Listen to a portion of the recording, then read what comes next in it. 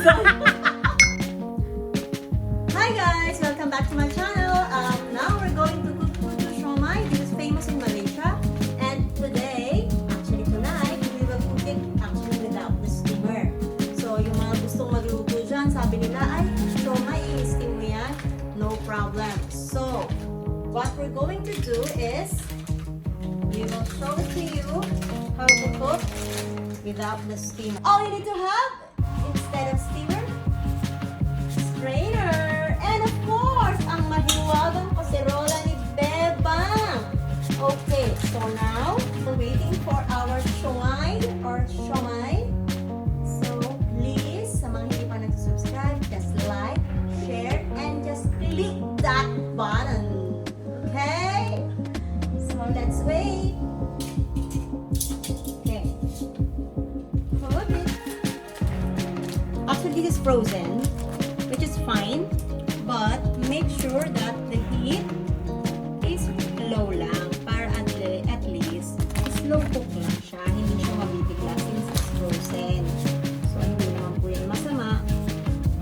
Huwag lang biglaan ang pagluluto dahil Tom Jones na po ang lola nyo, hindi pa po ako nag-dinner. So, yan. And I have to taste this because as per my friends, this is very delicious. It's yummy. And it's famous in Malaysia. So, taste po natin na nasa Malaysia po tayo. Now, of course, ang nahiwagan. Hindi pa po pala siya nakabukas. So, yan.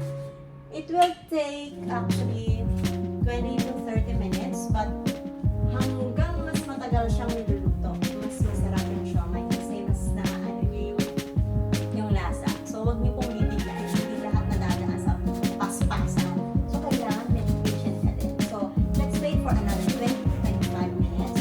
Basta slow cook lang po siya para po hindi mabigla ang juicy. Okay? So, let's see.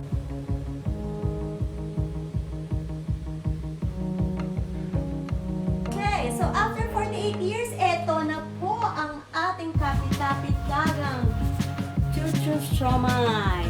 O, diba? Nakaluto na po tayo using the strainer at ang mahiwagang kaldero ni Bebz. Okay? Let's try it. Husgahan natin kung gaano nga kasarap ang ipinagkakalat nila. Okay.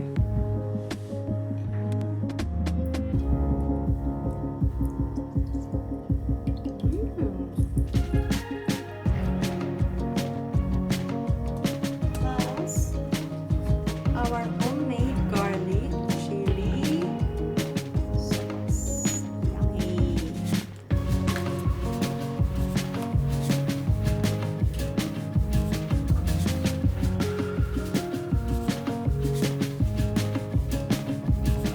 Husgahan na po natin kung gaano nga kasarap ang pinagkakalat nila ng siomai na coming from Malaysia pa. Okay? Tumanghang po yata ito. Tommy Jones na po ang lola nyo. Tignan po natin, hindi na po ako gagamit ng chopstick kasi kung mayaman po yun. So, kailangan pangmasik ko ng peg natin.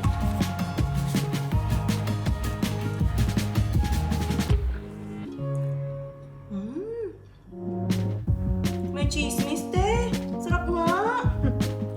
Ako. Ano nga ba ito? Chicken meat, may turnip, whatever turnip is. Sarap.